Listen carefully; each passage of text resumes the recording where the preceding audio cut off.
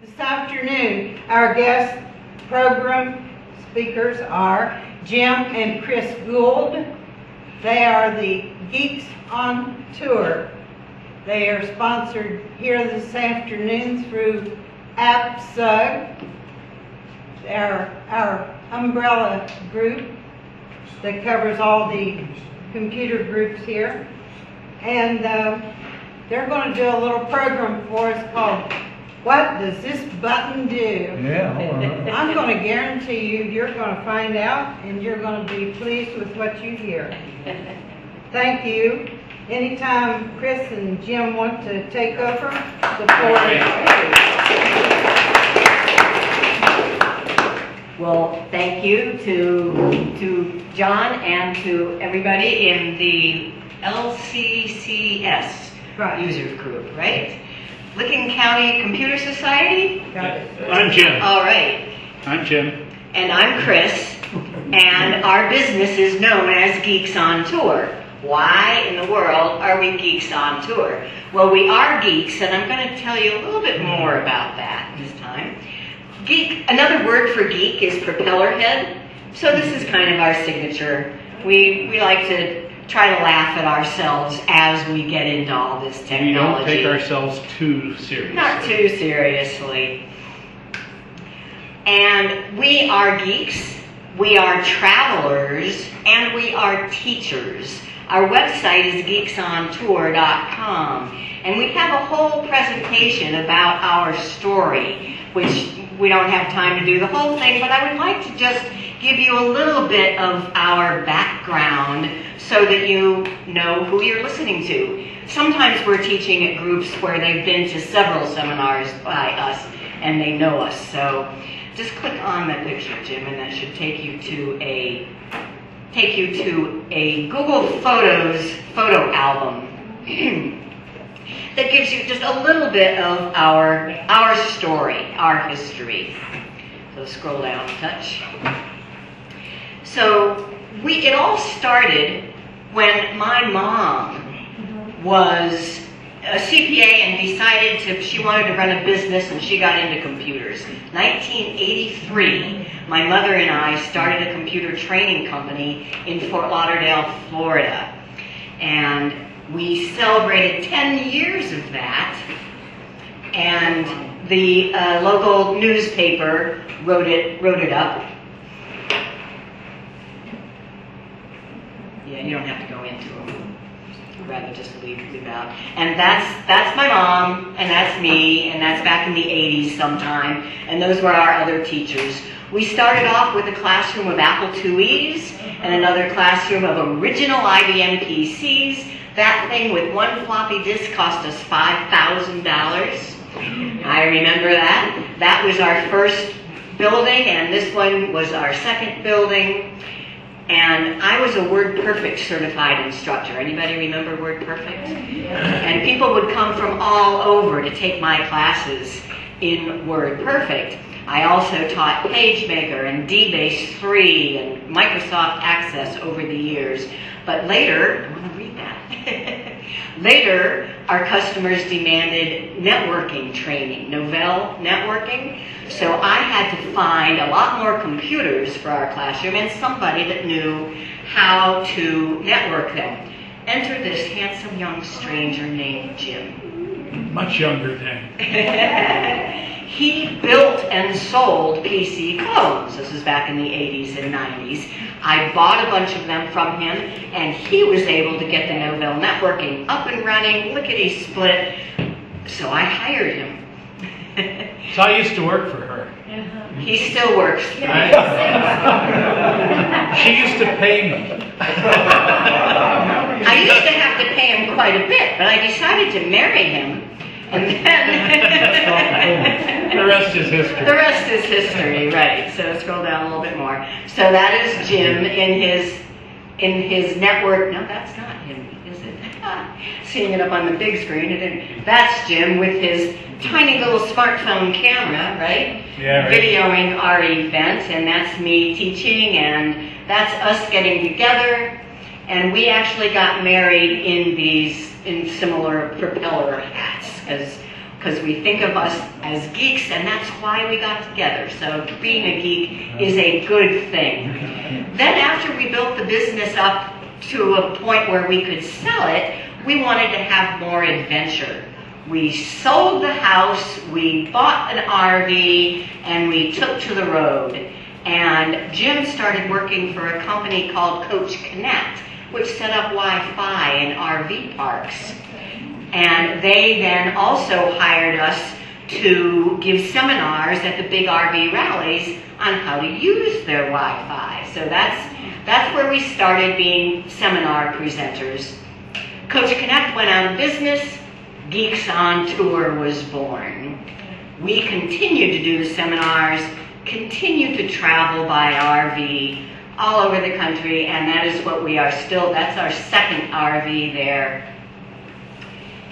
And now we do have a house again, back in Fort Lauderdale, just a mile away from where our first house was.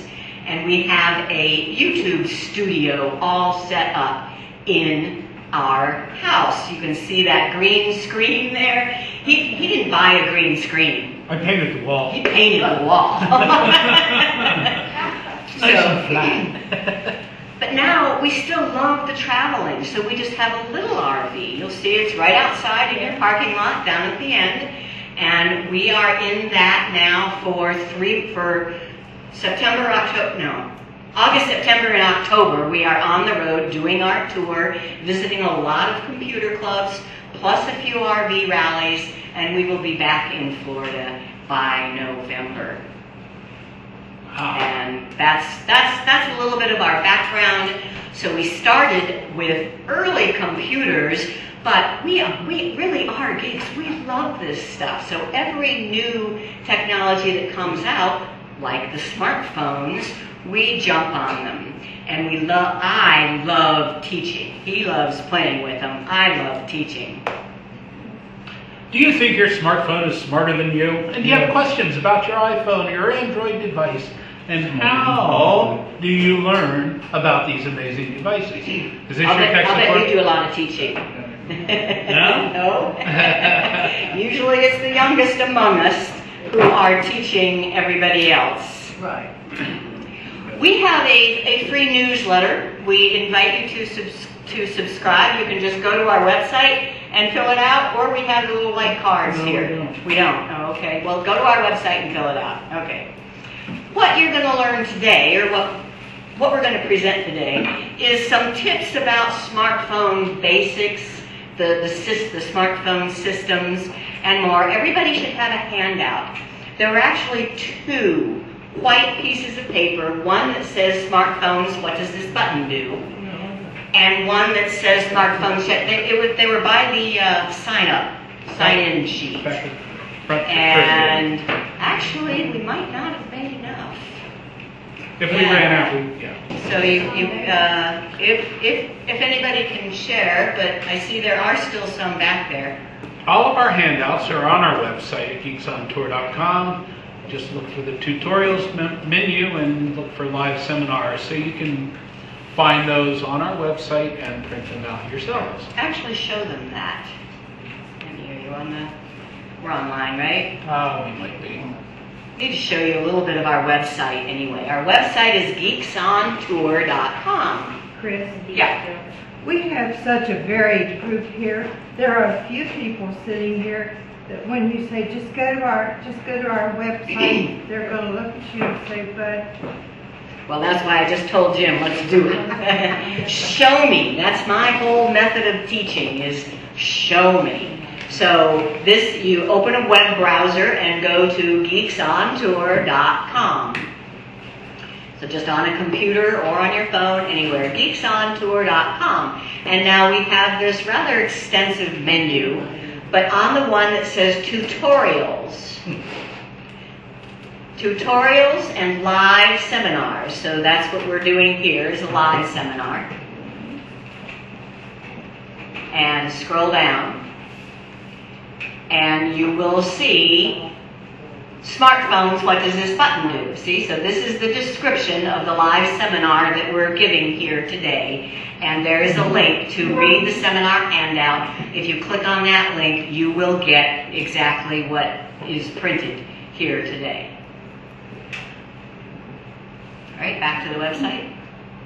Now, why did we come up with this "what does this button do" thing? Well, we aren't traveling as much anymore. We used to travel all the time and gave our presentations at different venues all over the country all the time. Well, now we're home a lot.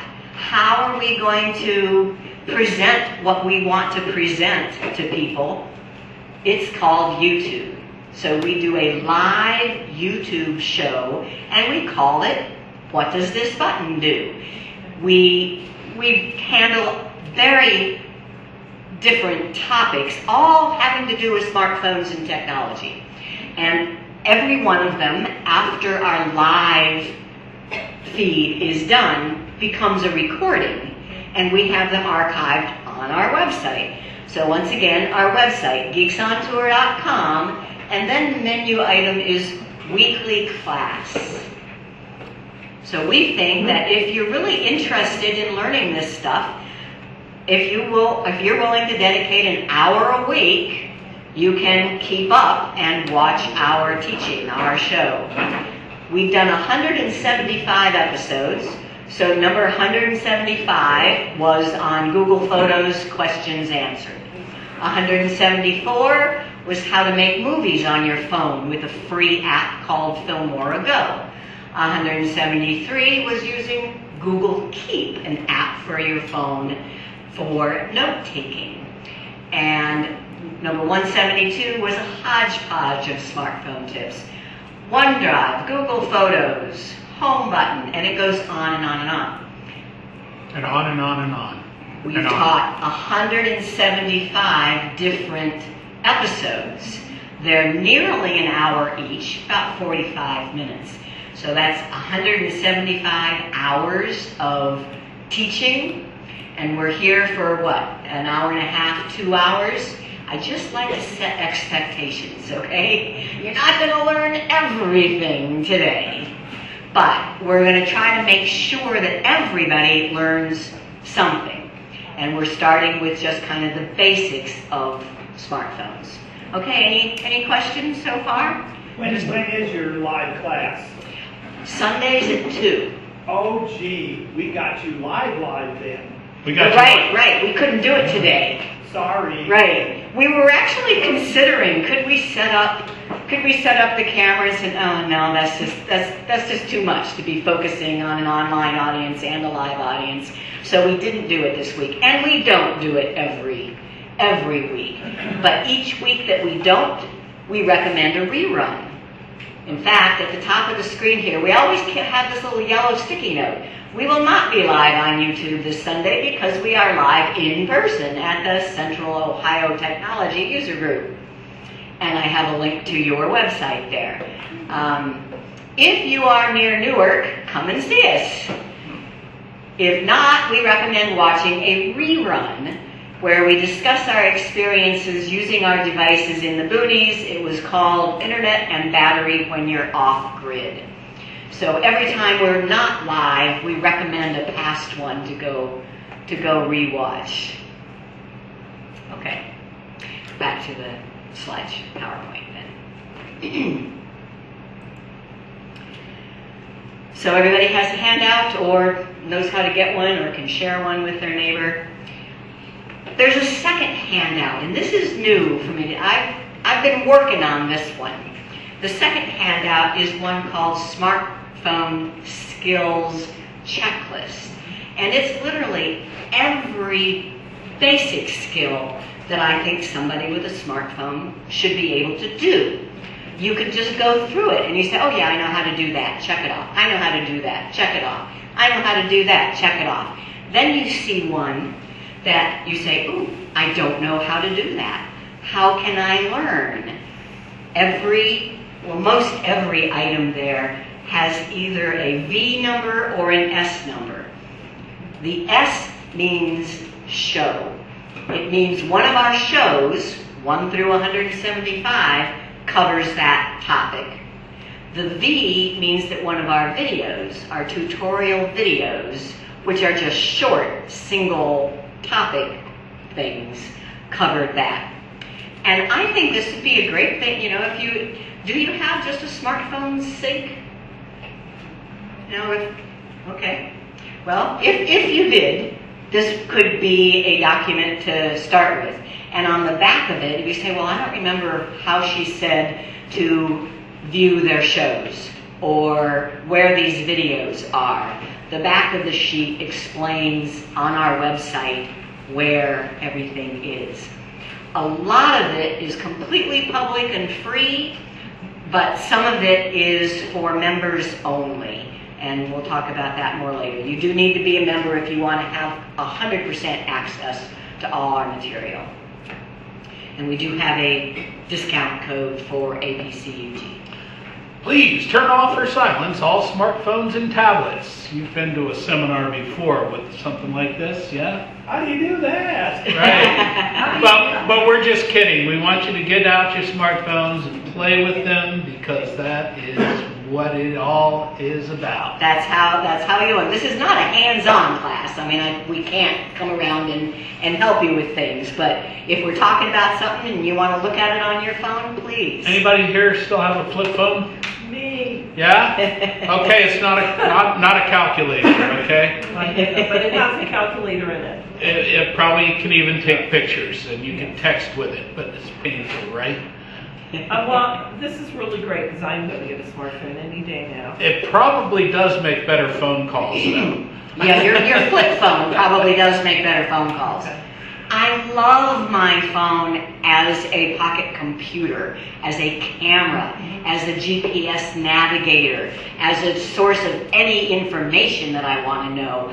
I really don't get along with it very good as a phone. There are times when it doesn't ring, when people said they call me. There are times when I tap and it just doesn't answer the phone. So it's not you. All phones do have those issues. But Apple's better, right? How many Apples here? How many iPhones? people with Apple iPhone? Okay. Yeah? All right. Android's better.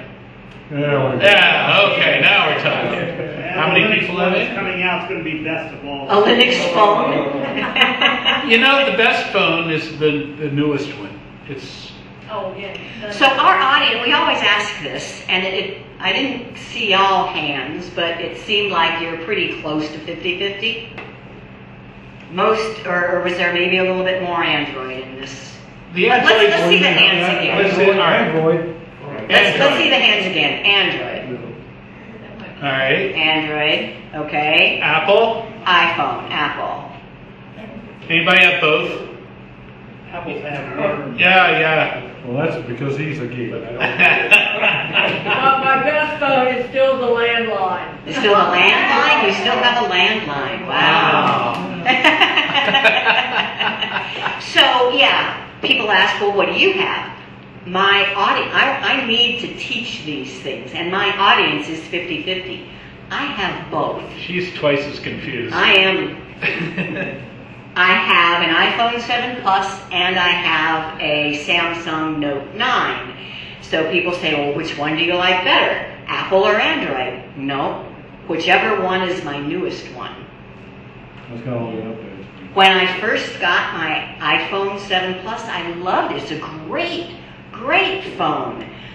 But 2 years later, I got a Samsung Note 9, and it's better. And next, I might get an iPhone 11 in another year. No, or two. my turn. It's his turn to get I have an old Pixel XL. It's time for me to get a new phone, so I might get the 11 and the watch, the Apple Watch. Oh.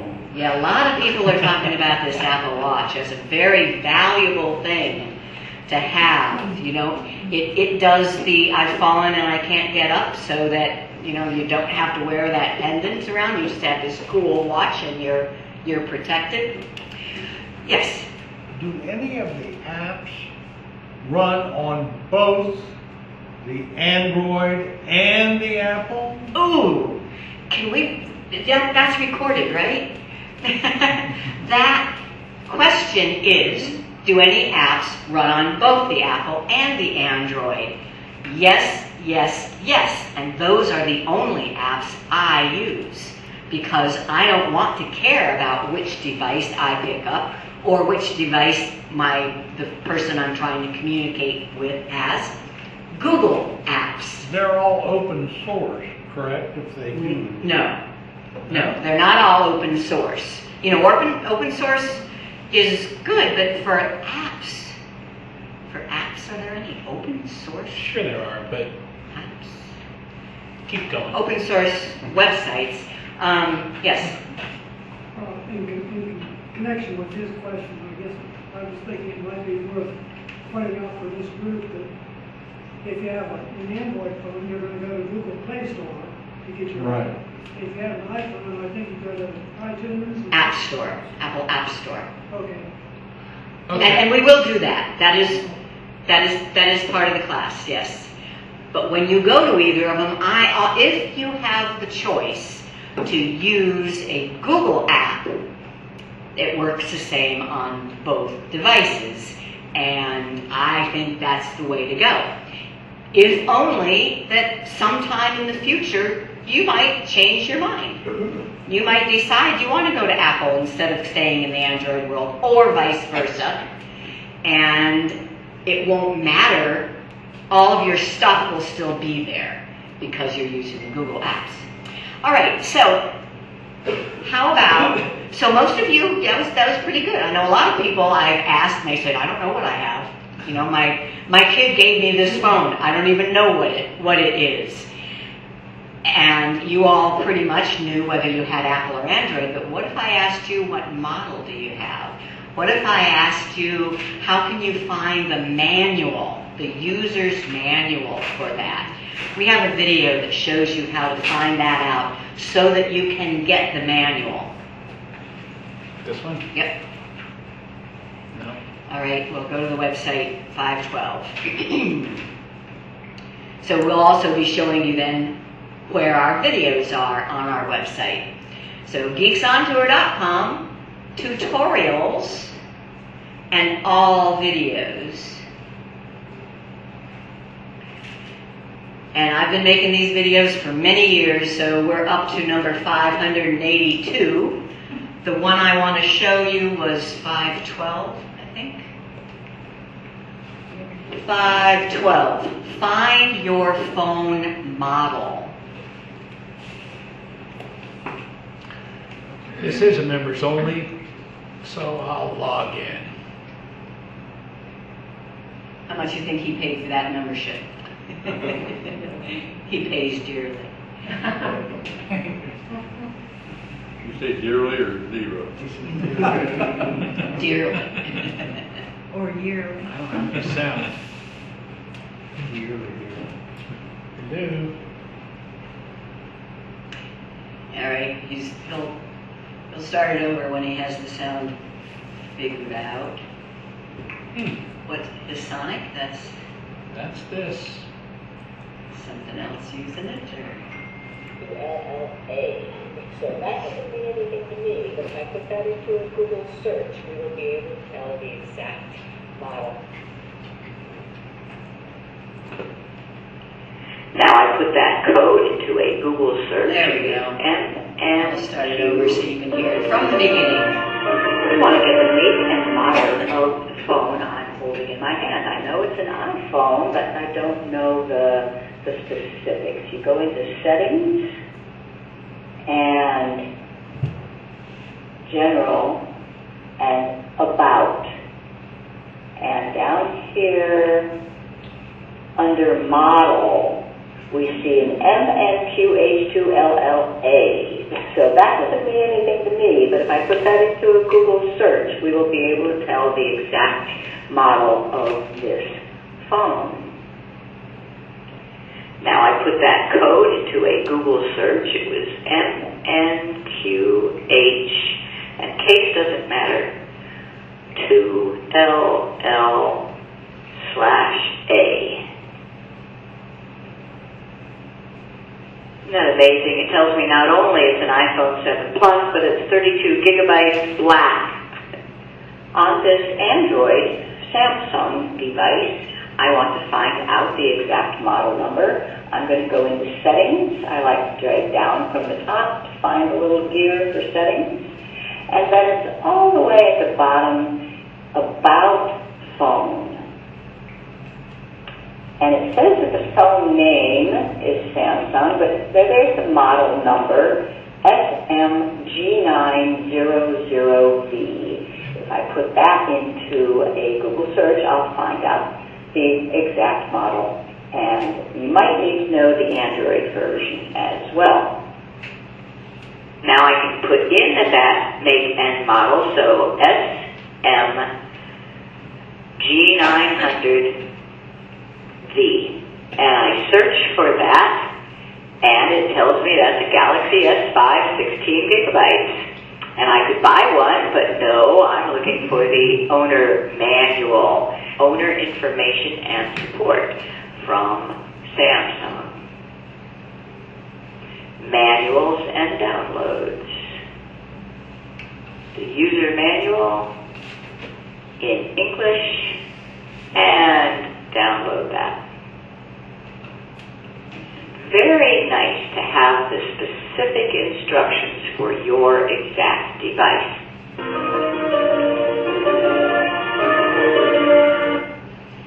So everybody has the book for their phone, right? Correct. Yes. Now we do. Now you do. If I were to use some other search engine like DuckDuckGo or something else, it would do the same thing. Yes. I mean, most likely. I trust the Google search engine to give me the best information, but all the rest of them should be able to find that, yes. So I do highly recommend that, because I'm going to teach you here about things that are kind of generally applicable to all phones, but every single phone has its own unique issues. So it is really advisable to have the book somewhere, you know. Keep it in the bathroom. Where you read. Good, nice reading. Okay, if you wanted to become a member, we have a 20% discount for APCUG computer clubs. It's Club 20. And that's just it. You go to our website and click join, and when it says, do you have a coupon code? That's your coupon code. That's it. And 20, that's before. Okay, so now, now I want to just be referring to your handouts. We're going to go through the handouts. So we've already done just that very first part and found out what kind of model, how to find out the model of your phone. Can the lights come up a little bit, or are they an all or nothing type of thing? I mean, we will still be showing you stuff up here, but I'd like you to be able to see your handouts. You know? Okay. Well, it's a long way over, so I guess I can go get it. Sodium vapor comes on. Oh, we don't want that one. No, this would be the one that we would want off. Others could come on. Not possible. No? 1, 2, Oh, okay. Then no. Then you're just going to have to use the flashlight on your phone to read the handout, right? Everybody knows you have a flashlight, right? Yeah. Every one of them has a flashlight. Absolutely, it will run the battery I down. don't want a flashlight. Absolutely. It will definitely run the battery down. But it can also, you might be in a situation where it can save your life. So make sure to know whether it's a swipe up from the bottom or the swipe down from the top, and you should see a little shortcut that looks like a flashlight to turn it on. One other thing that phones have to have is a cellular service, right? So, and in fact, you very likely bought your phone from an AT&T or a Verizon store. You know, you don't have to. You can buy your phone from Best Buy. Or Consumer Cellular. Or Consumer Cellular, There you go. okay. And you can buy your phone from an Apple store. But they still, before you can use it as a phone, you have to be paying for service from a cellular company. What if you are out of range of a cell tower? Those of us who travel, we spent some time in Yellowstone last summer. There ain't no cell towers in Yellowstone. Our phones did not work. But I could still get my email if, what? Wi-Fi. You go to a Wi-Fi, you go to a place where there's usually free Wi-Fi hotspot. Starbucks. So your phone, to do most of the stuff, your phone needs a connection. That connection can come from either cellular or Wi-Fi. Okay. The difference is a cell tower can be 20 miles away. The Wi-Fi hotspot can't be more than a couple hundred feet away. And what about tablets? So I have an iPad here. And usually you buy a tablet Wi-Fi only. Meaning you're not going to be paying monthly service for your tablet. It will only work then when you're in a Wi-Fi hotspot and you connect it to Wi-Fi. So that question comes up, can you make a phone call with a tablet? Yes, you can. Generally the answer is no, that they were not designed to do that. But more and more today, there are ways. Now, when you buy a tablet, you won't see a phone icon there. Let me see, I wanted to, but what will you see on an iPad? How many of you have iPads? All right, just a few. And how do you use it to do a communication with somebody? FaceTime. FaceTime, exactly. And FaceTime, I want to show this then. FaceTime is an app that comes with the iPad. And so you're now seeing my iPad screen projected up on the big screen there. And you see FaceTime all the way up at the top left? That comes with every iPad, every iPhone, and it automatically connects to your contact list. So before the meeting started today, I made sure to get Nancy's phone number of her iPhone. And now with my iPad, I could use FaceTime and just tap Nancy's name.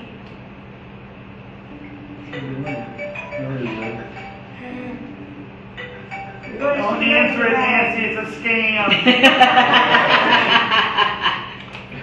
There you go, there she is. Okay, I'm flipped.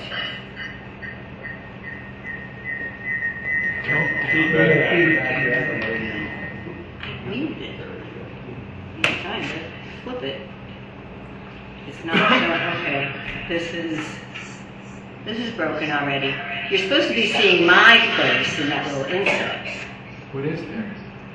I don't know. It's nothing because it's not. Okay. It just says poor connection. Just a poor connection. Okay. So it had started with a picture of the ceiling, and that's all we're still getting. It's just a picture of the ceiling. All right. But the point is, and this works actually better when people are a lot further away, right? But you should be seeing me and hearing me. We have a video teleconference. Dick Tracy is alive. Dick Tracy is alive and well. You now have this even on your Apple Watches. All I have to do to end the call now is tap that red end. Well, does the iPad choose which one it thinks is prettier?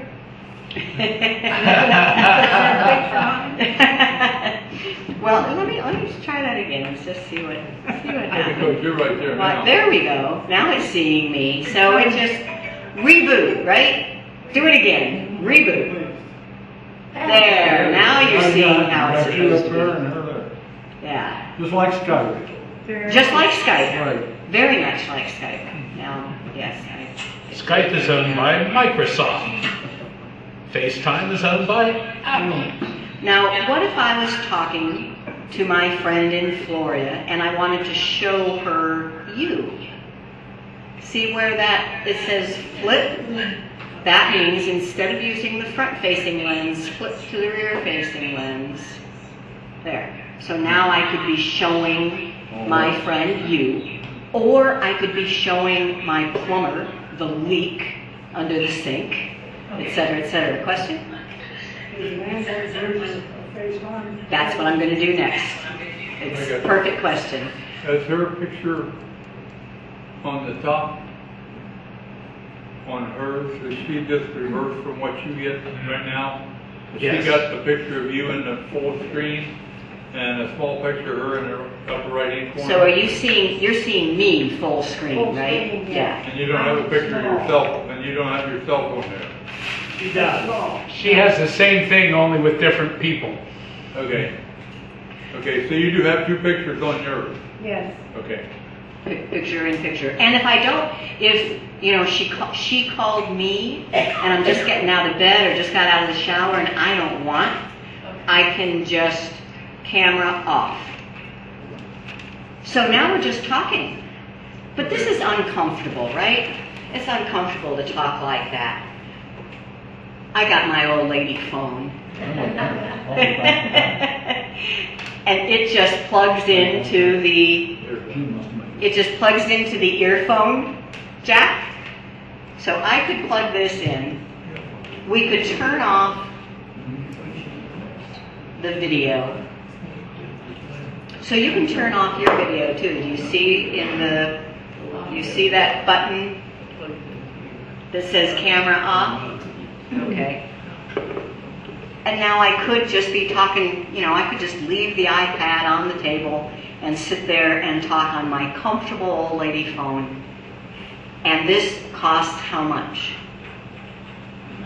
It's free. Absolutely nothing. Even if the person on the other end of the call is in Japan. Absolutely nothing. So you got one of those that you plug into the phone? Yeah. I bought this as a joke, but it does really work. I have used it, and it's kind of, and it has a off, so I can hang up by pressing a little button right in the handle. I can change the volume with a little volume slider right on the Probably better phone. reception with that than you would with a. Well, the reception is still coming through the iPad, so I'm gonna end. I'm gonna hang up. Yes. Are you saying that the video is what costs? No. Even if we had left it on video, it still would have been completely free. Just like Skype. Just like Skype. You have a time lag, right? What? You have a time lag on your vocal. It'll be intermittent. Like the picture will be talking and you won't be talking, and then you'll catch up with it, or Well, has that a delay. That has to do with internet connectivity. Right, but you do have a delay with that. There can be a delay. there can be a delay. Yes. Absolutely. Absolutely. Now, Nancy, what kind of phone do you have? iPhone. An iPhone. All right. Let's say that Jim took a trip overseas, and I want to talk to him, and I want to use my iPad.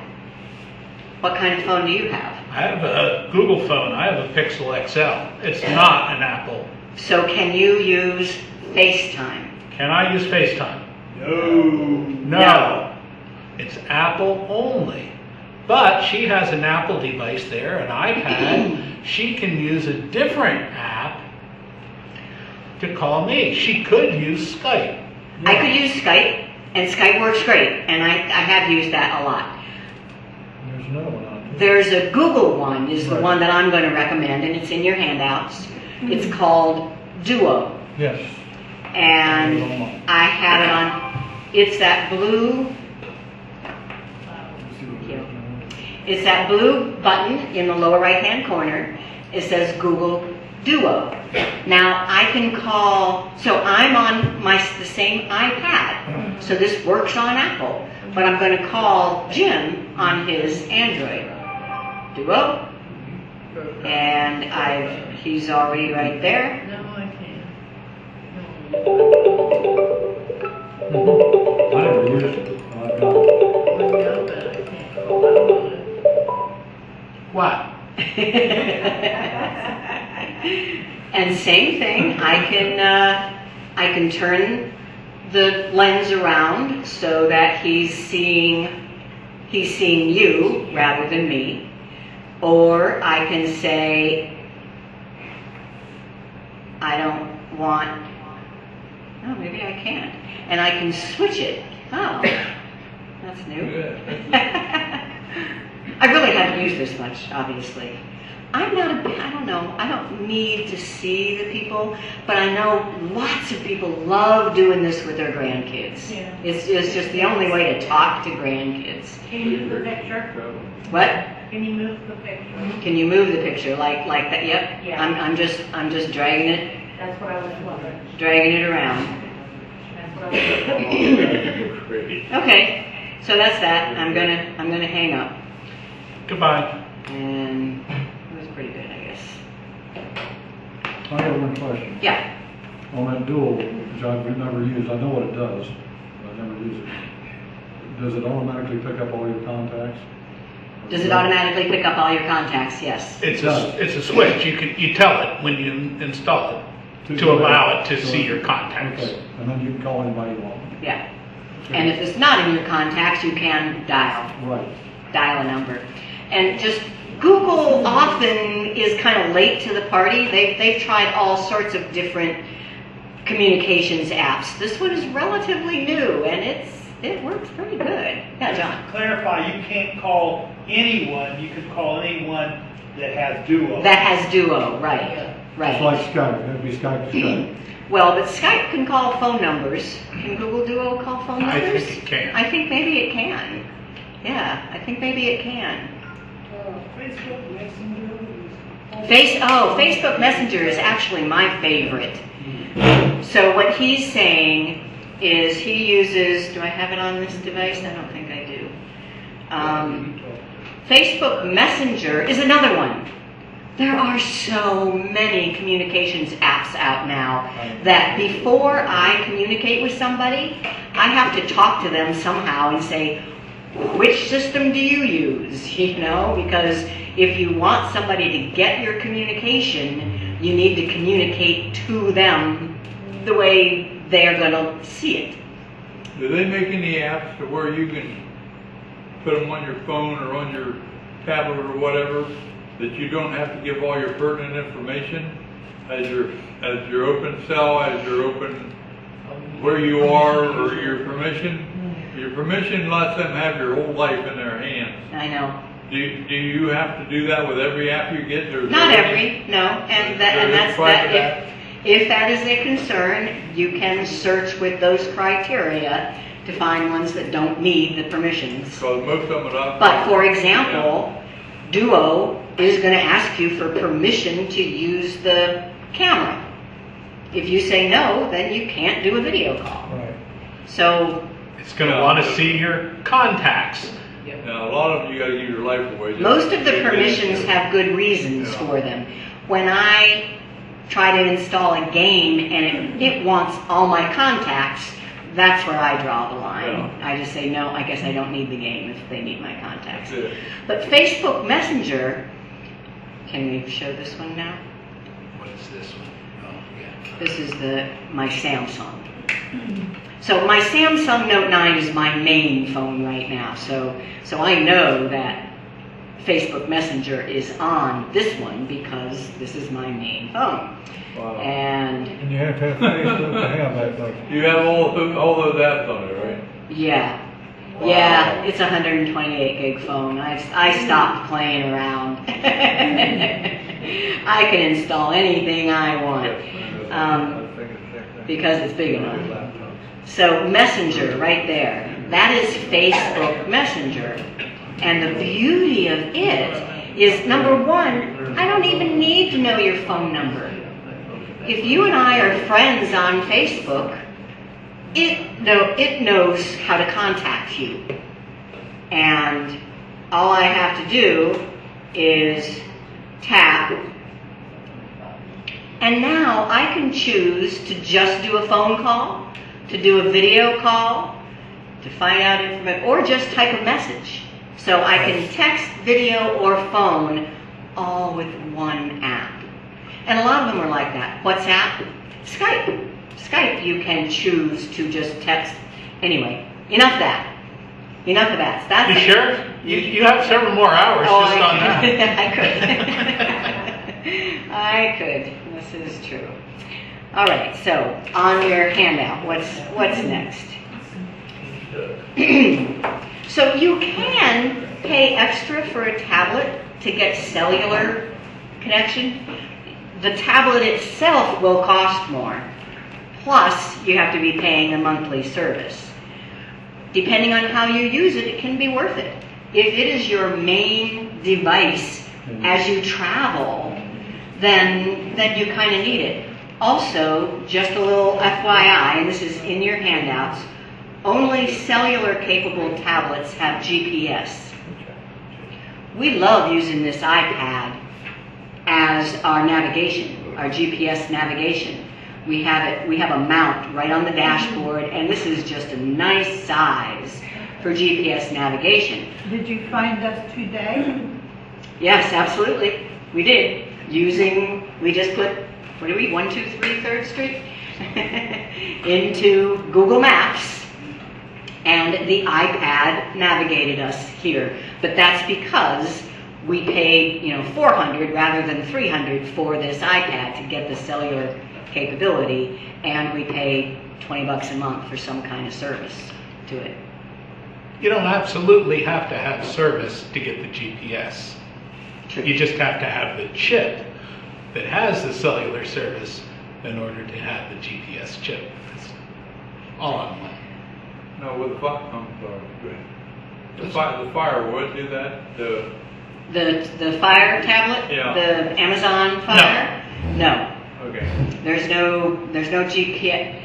Now it is cellular though, isn't it? Yeah, but I don't think there is I'm pretty sure there's no It runs off the GPS. Wi-Fi, but I think that's about all it does. Right. Yeah. Yeah, the Amazon Fire is Cheap. so customized by Amazon. It is Android. It's based on Android, but it is really You can't customized. call or anything. I have a hard time figuring it out when somebody puts a fire in my hand because it's so different.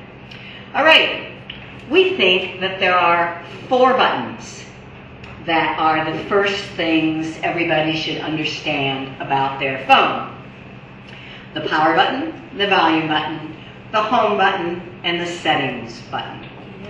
And so we're going to go through each of those.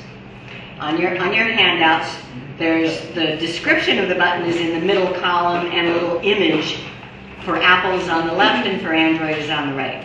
So the power button, we're just talking about the one that supposedly turns it on, right? So this phone is obviously off. I mean, no, obviously, okay. That's because I lifted it, right? So it's obviously on, right? Right. One press of the button that's at the top right side, and now it's off. Or is it?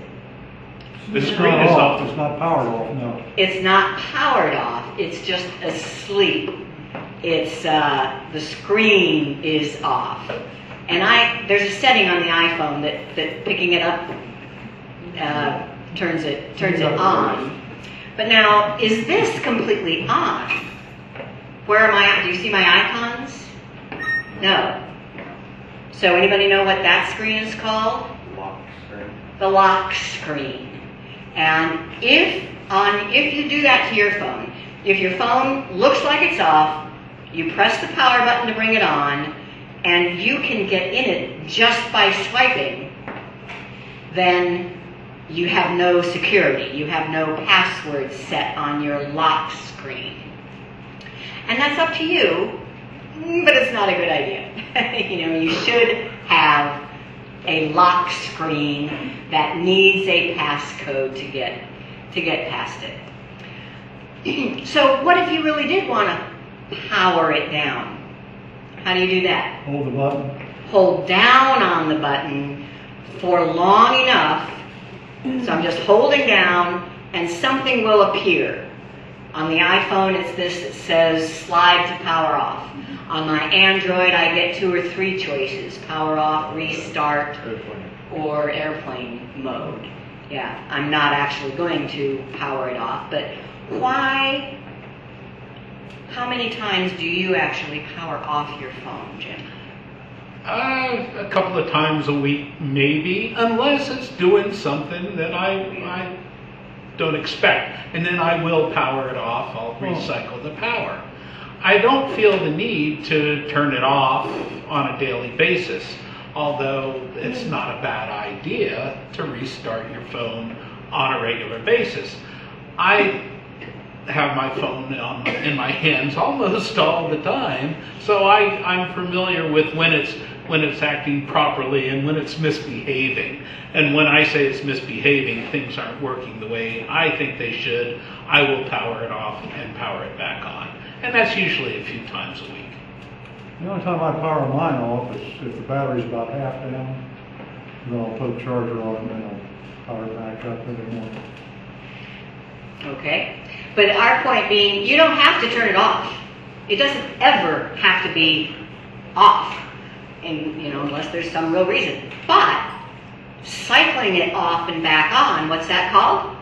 Reboot. That's my middle name. You all know how valuable reboot is for fixing problems. Right, I didn't have an internet one time and I had to reboot to get the internet back up. Just before this class today, my Android phone was not displaying up there.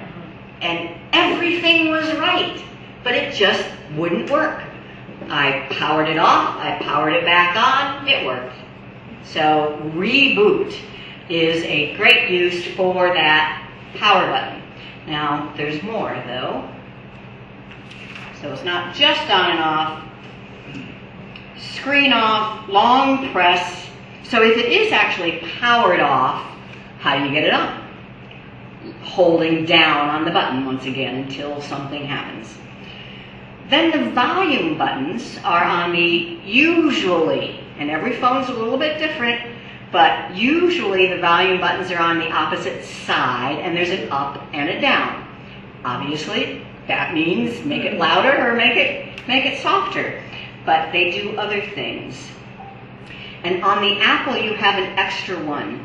You have a little switch right above the volume buttons, and if that switch is in the position that you see red, that means mute. That means all sound is off. So if you say, somebody said they called me and I never heard a ring, check that mute button. It's very handy for just turning it on when you go into a theater or into a seminar, but you got to remember to turn it back the other way or you're going to be missing your calls. All right, then the volume buttons.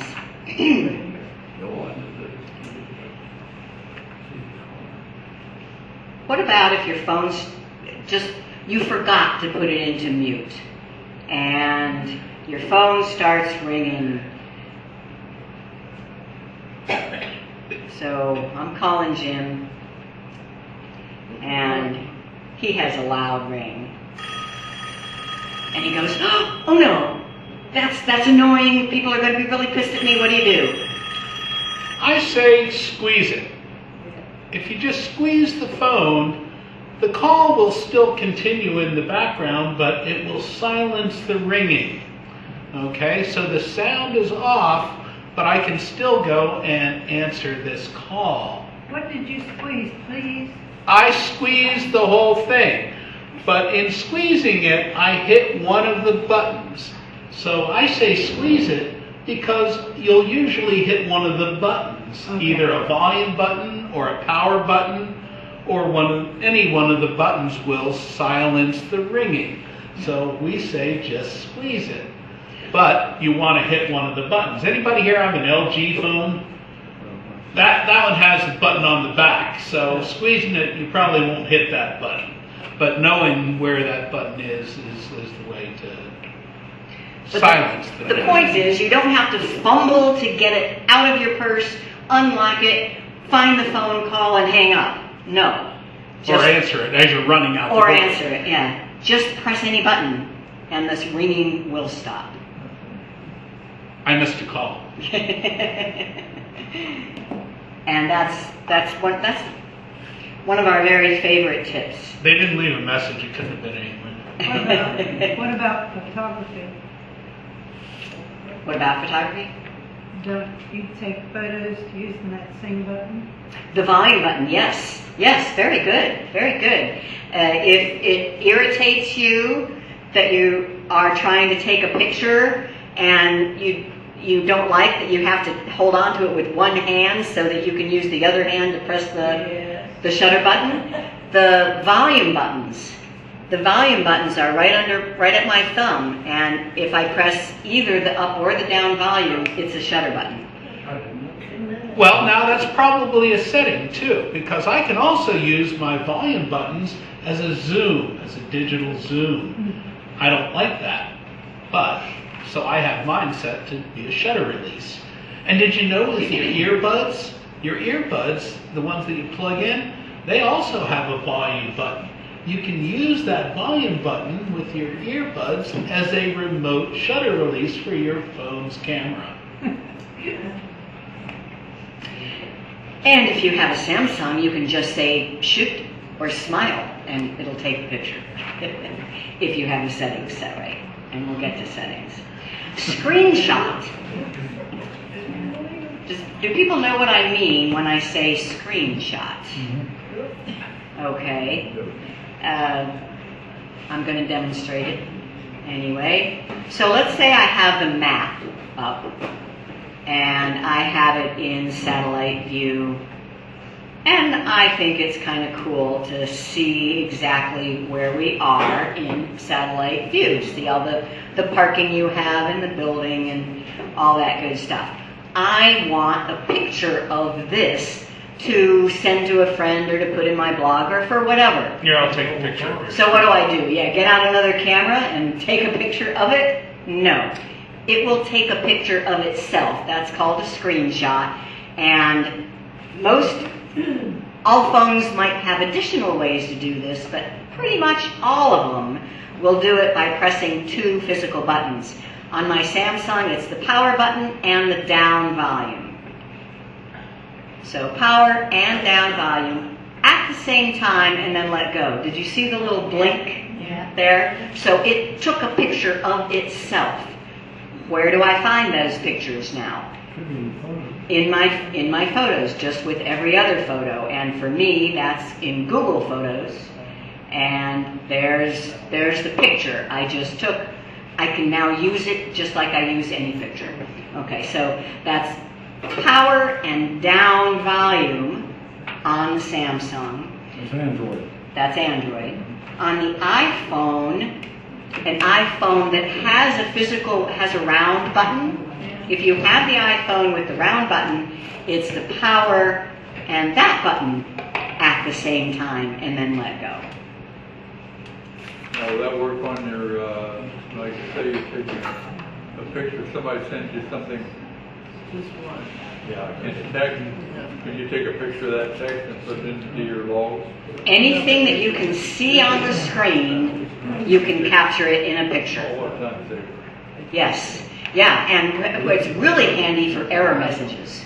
You know, people tell me, my phone's doing this weird thing, and I say, well, take a screenshot of it next time it happens and show it to me. My LG phone has a folder in the photos part of the For screenshots, yes, a device folder for screenshots. so the screenshots automatically go into that folder. Yes. Yes, that's standard on Android phones. On Apple's, they just go into your gallery, into your stream of pictures. There's actually an album in Apple for screenshots. Okay, a couple more, and then is it a good time for a break? I think so. There's no cars, yeah, I know. So when was that taken? Probably 1970. On a computer, I could tell when that's taken. I don't think there's a way on the I don't phone see on Google Maps. On your computer, it's in a hazy little blob there at the bottom. No, but I mean, if he was actually doing it on, if you were doing it in Google Earth, just the satellite view in Google Maps, I don't know how to find out the date. No. Okay, so that was the power button and the volume buttons. Everybody has a power button, everybody has volume buttons, and they do these different things. Next, and very important, is the home button. The home button on an Apple device, before iPhone 10 anyway, was a round button at the bottom. With iPhone 10, they did away with that. So there is no that's called your home button. And home button always does just that. It takes you home. That's a home screen. So does anybody have a 10, an iPhone 10 or higher, 10R, 10? Okay, then I don't have to deal with it. That's good. Lots of Androids don't have a physical button at all, nothing that you can push. It just has something drawn on the screen. That is your home button. Yeah, something drawn on the screen.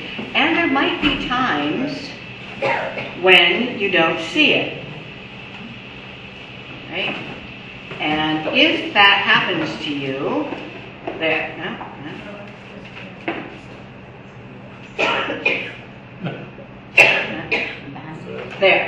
All right.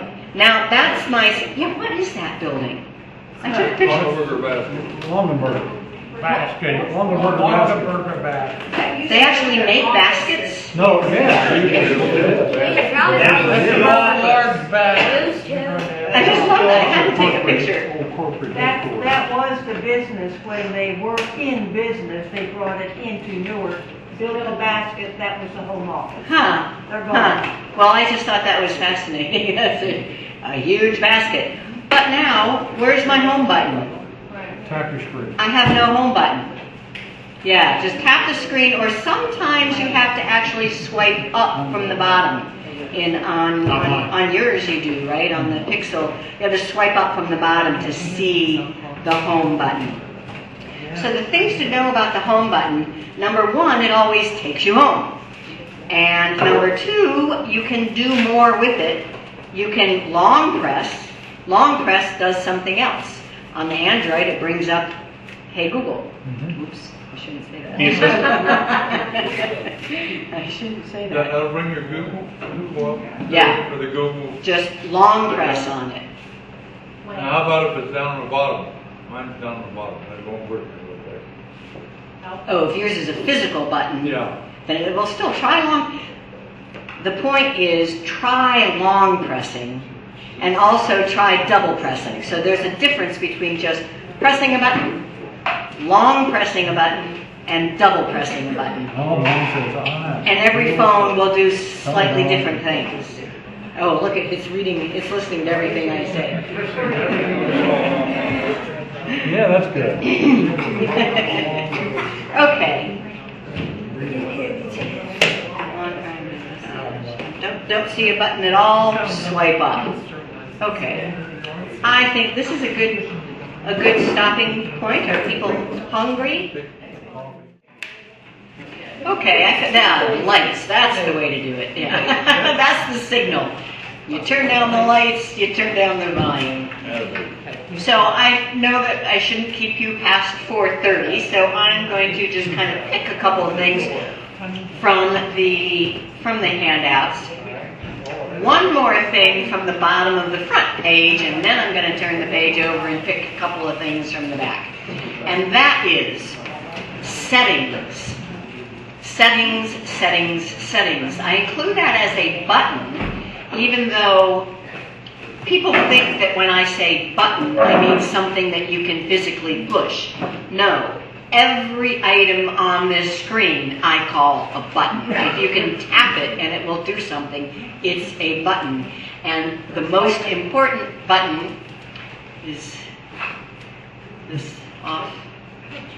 But on a phone's is the settings button. How many of you have been using your phone and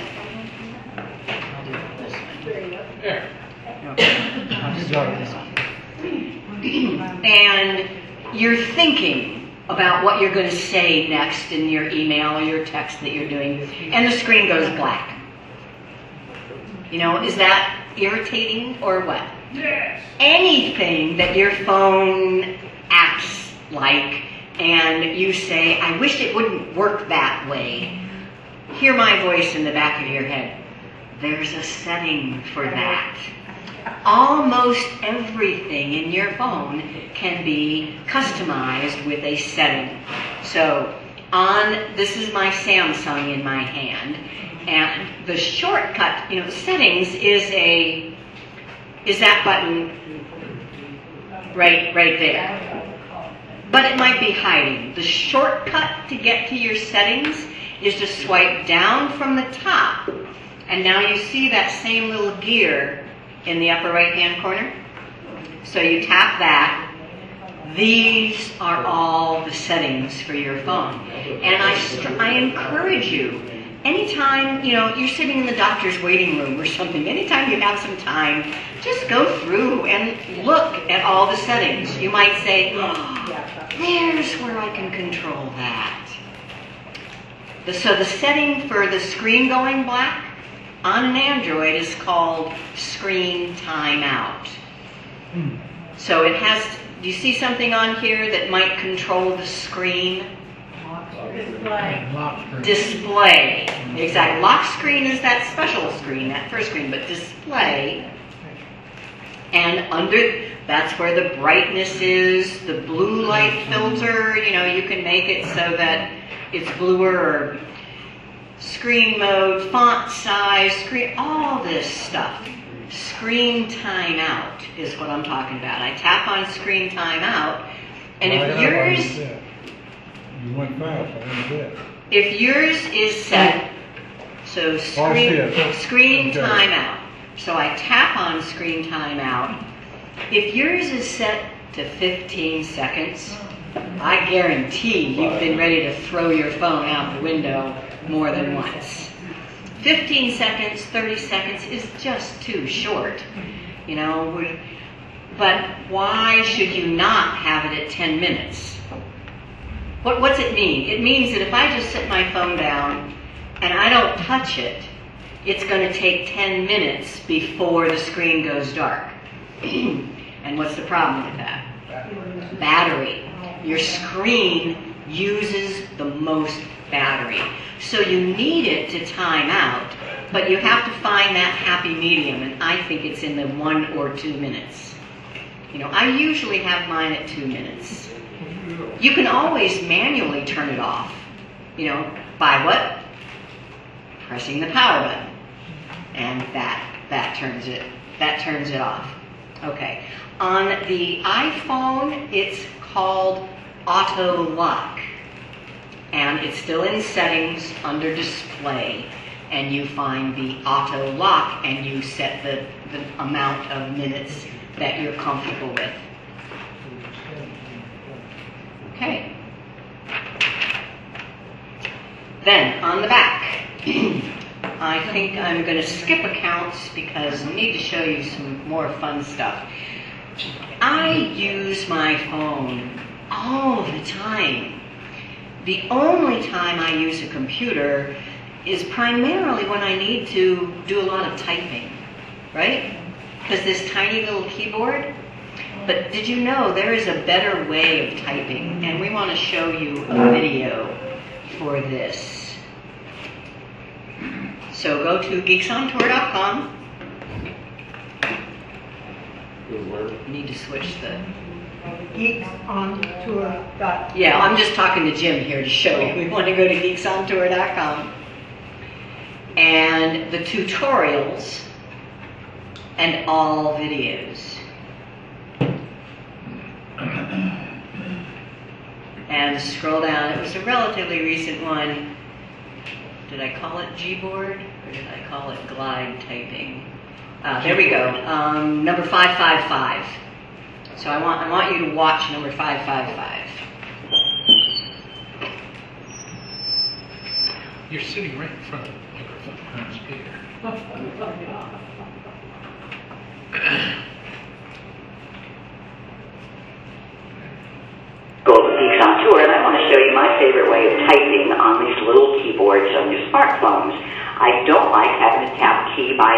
So I'm just going to type Mary Had a Little Lamb. And I have to tap each letter, and I have to take the space bar in between. That is just painful. I prefer to do what's called swiping or gliding, which means I just rub my finger, one finger, and I only lift up in between words. So Mary had a little lamb. Notice it's putting in a space for me automatically.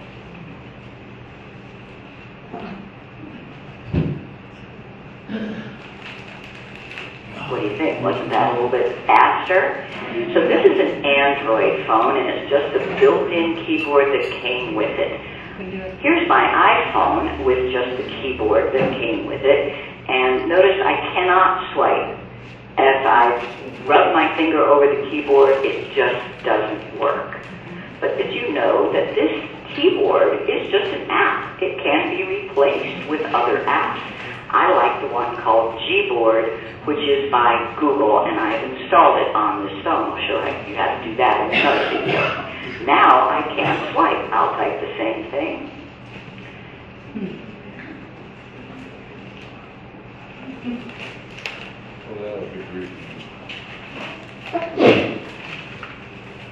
And notice I didn't even get to the E there. It figured out what I wanted. Oops, but it got that one wrong. If I tap back on there, I can fix that.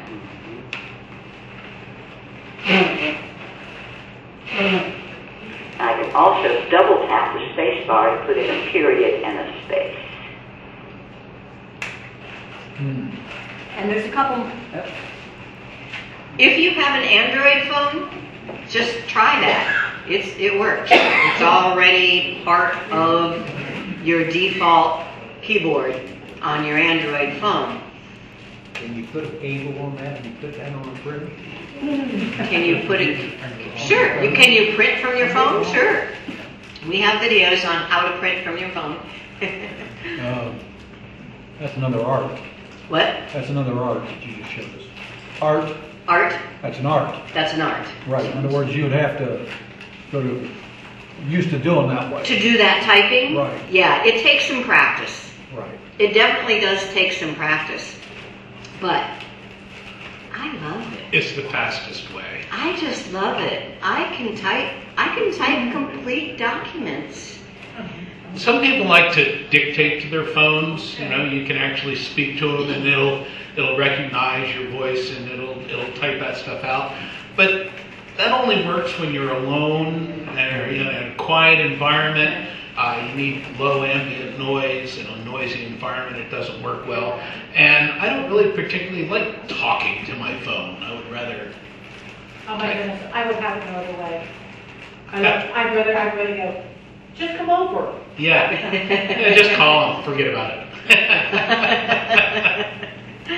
Yeah, but I mean, I type whole documents, you know, and newsletters and articles and usually using Google Keep, my note-taking app.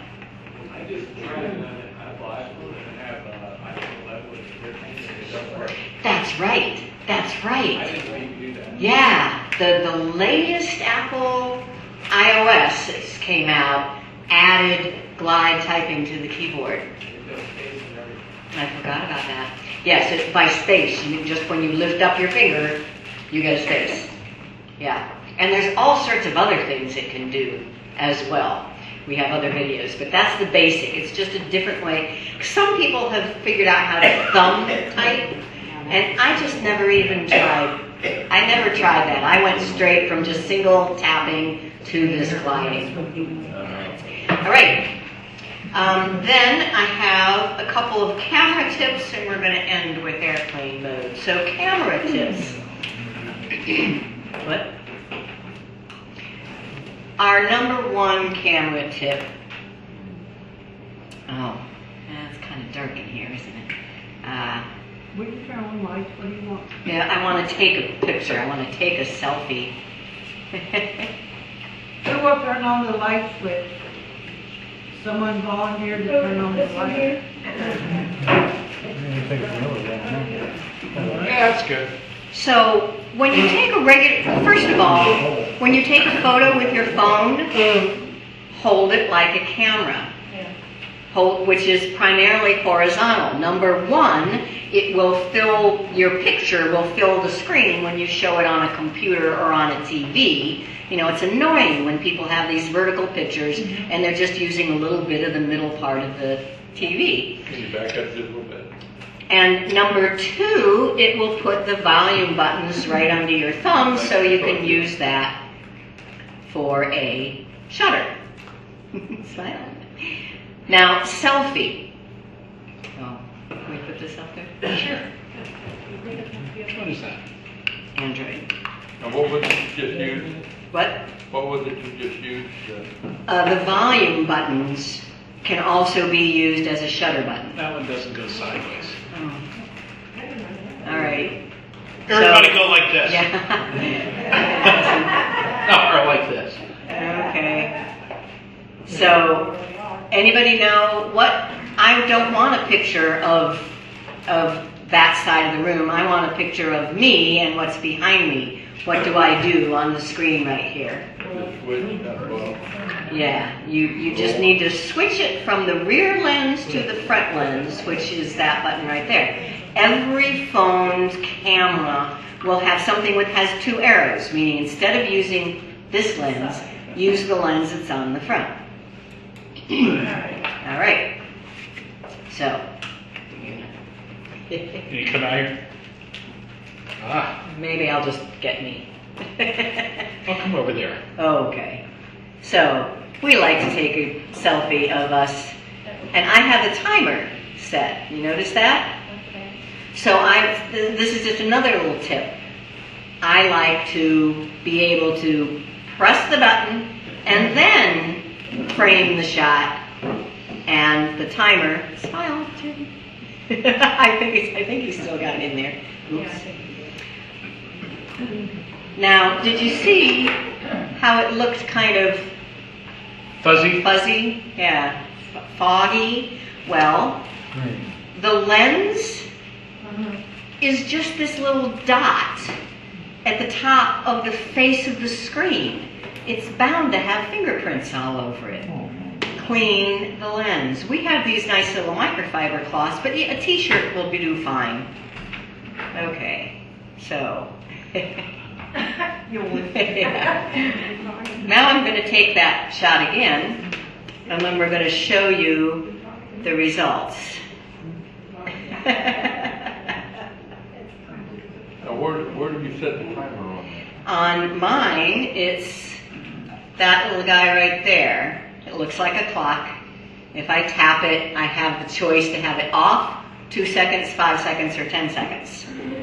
And most phones have something like that. Now, if any of you have a really inexpensive phone, like I bought one at Walmart for $59, it's a smartphone and it's good. The camera's not so good. That is where they save their money with the inexpensive phones, is in the camera. So you won't have any of these features. Okay, so I just want to show you those pictures that we just took. And so there's the first picture. Yeah, look how it's just a little foggy. And that one too. Can you see how much better? Yeah. How much better that picture is just by cleaning the lens. So always, if you find yourself taking a picture, just at least look at the lens that you're going to be using before you snap the shutter button. And photography is our real specialty. Both taking pictures with phones and managing them afterwards with the Google product called Google Photos.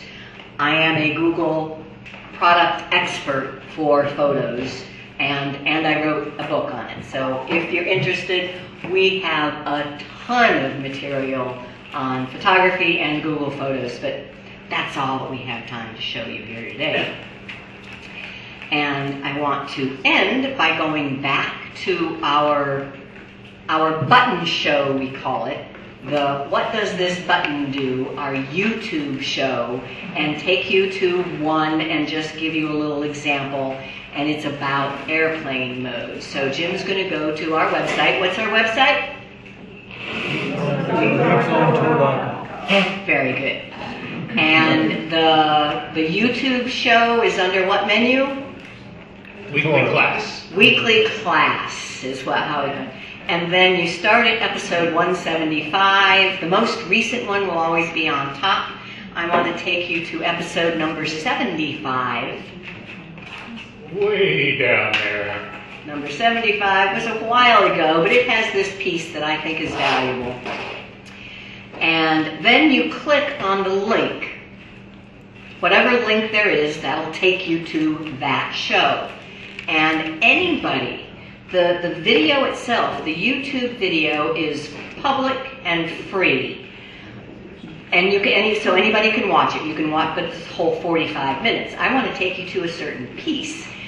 Members also get this written notes. Notice, and you can print these out, so you can learn a lot just by reading through the notes or scanning it after you've watched the show. Then there's also links, timeline links. So right up towards the top, there is a link you can click on to watch the part about using airplane mode to see if an app will work without data. So he clicks that link, it goes straight to that part. Airplane mode. And why would you want to use that? Well, actually, it's about finding out whether or not an app uses data.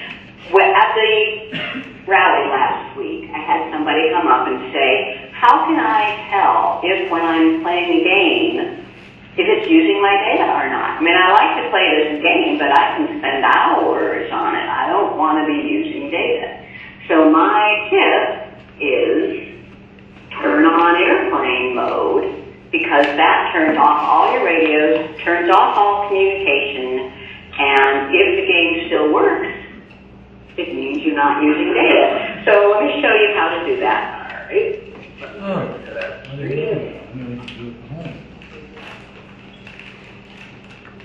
Ready? Okay, so on the Android, you go into settings, or you might very well have a quick setting. On mine, you drag down from the top, and I have a shortcut setting to airplane mode right there.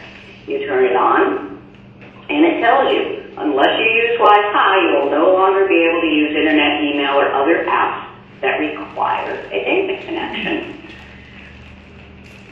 And when it is on, you will see a little airplane up in the notification bar. Now, just to prove, I'll use something that I know needs data, YouTube. And it should right away come up with a message saying, nope, you can't use this. No connection. You have no connection. You cannot use YouTube. Okay? So now I want to find the game I want to play. Hangman. An old favorite. Yeah. And let me see. An A, an E, and how about a C? So obviously, I'm playing this game even though I have no internet connection. So I'm pretty confident that it does not need a data connection. Let me show you one other example, and because it's one of my favorite things to do when I have no internet, and that is to read a book on Kindle. So I can go to Kindle,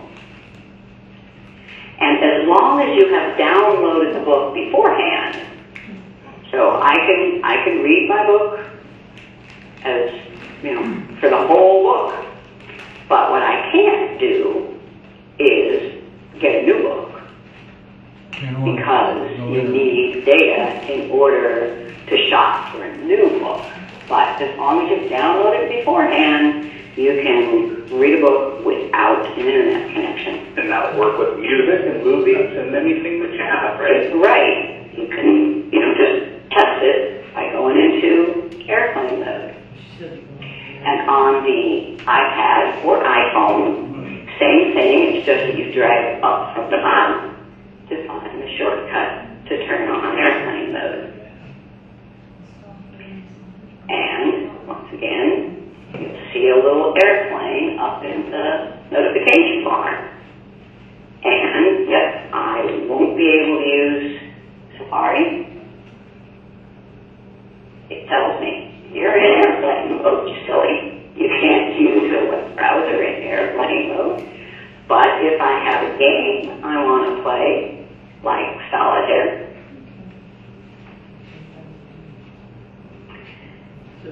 then I can, as soon as it loads, there, and I can play.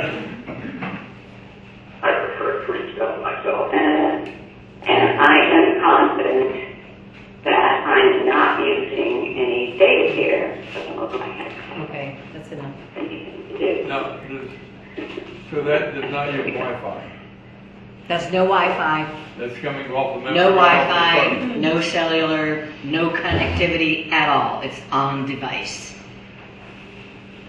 Yeah, if you're working with something on device, then you don't need a connection. So Like you're your an photos. airplane. Good. Like your photos. Right. If your photos are on device. Right. Using Google Photos, I have a lot of them that They're are all cloud. cloud. Yeah. Okay. We have That's, questions? well, No. do we? I don't think so. Yeah, because there's some stuff there I didn't cover.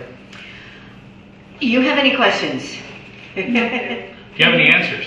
Yes, over there. I was thinking that I heard or read that you were going to show me how to connect UPS, USB to your Apple device. Well, we have a video on that. Okay, so what she's asking is if you have something on a USB like a thumb drive and you want to see it on your phone, you can't, right? It doesn't fit. There's no, number one, you can buy thumb drives that have the connector that will fit your phone. Right. Lightning adapters or C adapters or C. micro. What we do is we use a separate device that is called a travel router. You plug the thumb drive into it, and then you wirelessly connect your phone to the travel router, and you have access to it. Can you do vice versa, taking anything off your Apple phone and put it on the thumb drive? Yes. So it will travel both ways. With it's called a Hutu, the one that we have. Travel router. The travel router is called a Hutu, and you get an app on your phone. And then when you open that app, you see the Hutu, you see the phone, you can put things back and forth, either way. Yeah, it's pretty cool. On a hotspot on my phone, use it for like her laptop or whatever. How hard is that to use? I have a Sprint. I'm a Sprint customer. And mine has a hotspot, but I don't know how to hook it up. Like we're out somewhere where you can't get Wi-Fi. You can use the memory off my phone at that time. Right, absolutely. That uses the data that I have and charges me data. Everybody could not hear his question. Okay, I'll repeat. He's saying when they are away from home and at a place where there isn't any free Wi-Fi, and they're away from her cellular, or no, she wants her computer. Yeah. He can use his phone. His phone has an internet connection. He can turn it into a Wi-Fi hotspot so that her computer can get online. And we have videos that show you how to do that. Should you on there for hotspots? Huh? For hotspots, yeah. How to turn your phone into a hotspot. But there's a cost factor. Oh, there is? Well, he says there's a cost factor. You're using your data. Yeah. So whatever your data is costing you, but there's no extra cost. Yeah, when I'm in the home on Wi-Fi, I get it automatically Wi-Fi, so I don't use half of what my data. Right. Or if you're on data free, then you can use whatever you want to use out of it, right? There's no charge. Your plan must allow it. You sign up for a Verizon unlimited plan, you might need to read the fine print. One of the fine print items might be you're not allowed to hotspot it. Oh, really? Okay. It might be, you know, so just every plan is different. It's something to be aware of. Yeah, I've done that technique with my cellular plan in my phone to get a hotspot for my tablet and computer. But my cellular service recognizes that I'm doing that, and it requires me to buy some extra data, special. Right, so he's saying that his plan, when he performed the option to turn his phone into a hotspot, he got a message saying, you better call the office and pay some more money.